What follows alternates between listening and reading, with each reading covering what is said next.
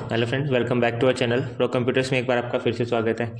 आज की इस वीडियो में हम जुड़ चुके हैं आपके साथ टैली का एक और इंटरेस्टिंग टॉपिक लेकर, जिसे अपन मेमोरेंडम वाउचर के नाम से जानते हैं। देखिए, मेमोरेंडम वाउचर का यूज़ लगभग कब किया जाता है? जब आप एक मेमोरी के रूप में किसी एंट्री को रखना चाहते हैं। अब मेमोरेंडम में आप देखेंगे तो मेमोरी का नाम जुड़ा हुआ है। मेमोरी मतलब याददाश्त, जो आपकी एक सेफ पॉइंट पर रहती है। अब आप कुछ क्या करते हैं, जैसे किसी को कुछ पैसे दे दिए, अब वो याद रहे ना रहे, तो उस केस में आप टैली के अंदर उसकी एंट्री कर सकते हैं और वो एंट्रीज आपकी balance sheet, profit and loss या किसी भी प्रकार की रिपोर्ट्स पर इफेक्ट नहीं डालती। ठीक है, मतलब अगर आपने वहाँ उसमें 1 लाख रुपए भी डाल दिए ना उस एंट्री पर, तो आपकी बैलेंस शीट में भी नहीं आएगा और प्रॉफिट एंड लॉस में किसी भी रिपोर्ट्स में वो नहीं शो होता।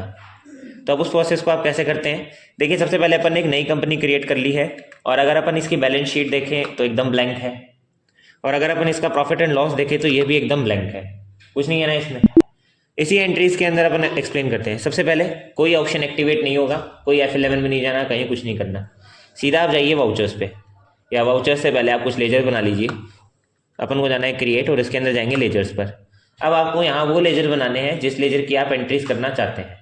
फॉर एग्जाम्पल, जैसे आप किसी को कोई प्रोडक्ट सेल कर दिया और प्रोडक्ट सेल करने के बाद में अब उसकी अमाउंट है वो आप सिंपल कर देते हैं पेमेंट वाउचर में एंट्री।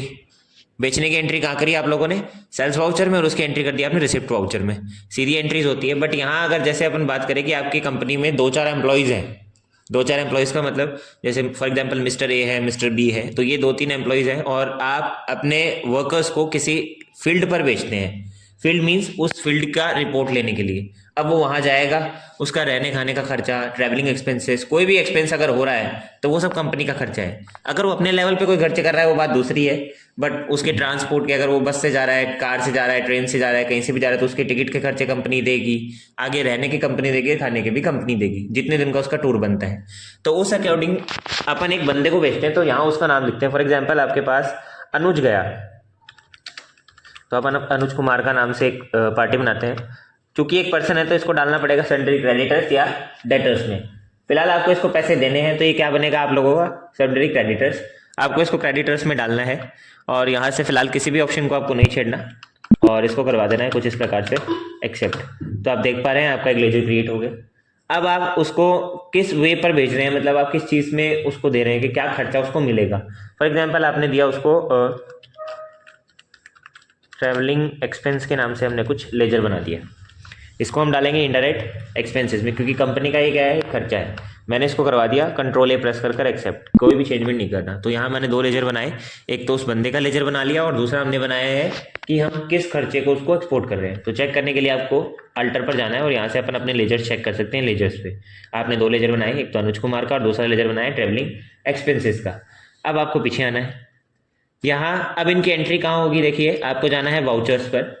वाउचर्स में आपके पास यहाँ पर आप देख पा रहे हैं काउंटर वाउचर आ रहा है, पेमेंट वाउचर आ रहा है, रेसिप्ट वाउचर आ रहा है, जनरल वाउचर आ रहा है। तो इसी प्रकार सभी वाउचर्स दे रखे हैं, बट मेमोरेंडम वाउचर की कोई डिटेल्स नहीं दे रखी। तो उसको आप कैसे एक्टिवेट करेंगे? ये अदर वाउचर्स के अंदर इंक्लूड होता है। तो यहाँ आपको F10 का यूज़ करना है। कहने का मतलब आपको वाउचर्स पर आने के बाद में F10 पर जाना है। आप यहाँ देख पा रहे हैं आपके पास क्या मेमोरेंडम वाउचर का नाम शो हो रहा है? फिलहाल यहाँ मेमोरेंडम वाउचर का नाम नहीं शो हो रहा। तो शो करवाने के लिए आपको जाना पड़ेगा शो इनएक्टिव्स पे। इनएक्टिव्स का मतलब यहाँ क्या है?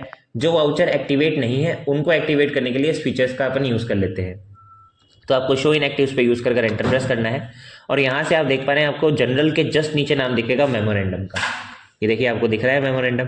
अब आपको इस मेमोरेंडम के अंदर एंटर प्रेस करना है और इसको एक्टिवेट करना है। ये क्या बोल रहा है? You need to activate the memorandum voucher type, activate now. अगर आप यस पे क्लिक करेंगे तो एक्टिवेट हो जाएगा और नो पे क्लिक करेंगे तो एक्टिवेट नहीं होगा। तो यस पर क्लिक कर अपन इसको एक्सेप्ट करते हैं।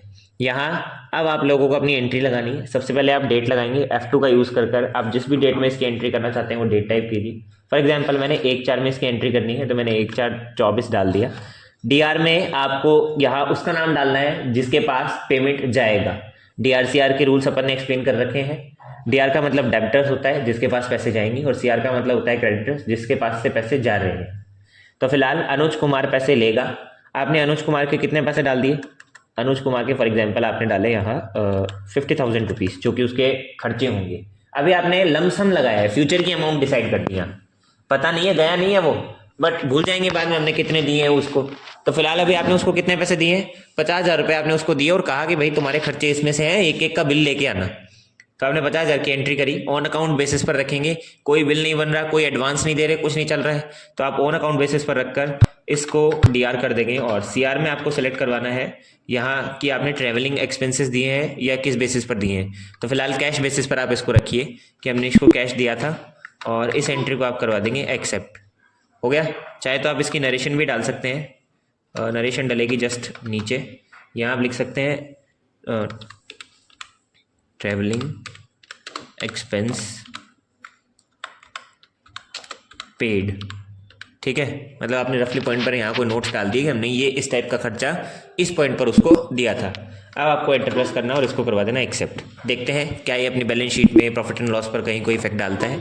पीछे आएंगे चेक करने के लिए। देखिए डे बुक में तो आपको सारी एंट्री शो होंगी, चाहे आप किसी प्रकार की एंट्रीज कर दीजिए। अगर आप डे बुक में जाके यहाँ से एंटर प्रेस करते हैं तो आप लोगों को देख पा रहे हैं मेमोरेंडम में अनुज कुमार नाम आ रहा है और अमाउंट आ रही है आपकी 50,000 रुपीज़। बट अगर अपन चेक करें कहाँ पर, बैलेंस शीट में, तो बैलेंस शीट में क्या कोई अमाउंट आई? नहीं आई। अगर अपन अमाउंट चेक करते हैं प्रॉफिट एंड लॉस में, तो क्या कोई अमाउंट आई? नहीं आई। आपको मेमोरेंडम की रिपोर्ट्स देखनी है, तो वो कहाँ से दिखे भाई? ये तो है ना कि हमने एंट्री तो करी है, रिपोर्ट्स तो दिखनी चाहिए कि कहाँ कितना क्या एक्सपेंस दिया है। तो वो रिपोर्ट्स देखने के लिए आपको जाना पड़ेगा डिस्प्ले मोर रिपोर्ट्स पर, और डिस्प्ले मोर रिपोर्ट्स पर जाने के बाद में आपको जाना है एक्सपेंशन रिपोर्ट्स। जैसे ही आप एक्सपेंशन रिपोर्ट्स पर जाएंगे, यहाँ पर आपको एंटर प्रेस करना है। यहाँ आप देख पा रहे हैं मेमोरेंडम रजिस्टर शो हो रहा है आप लोगों को।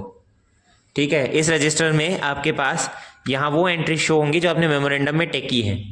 तो आप मेमोरेंडम वाउचर पे एंटर प्रेस कीजिए। अप्रैल में आपने एक एंट्री लगाई, एंटर दबाओ, ये रही मेमोरेंडम की एक एंट्री।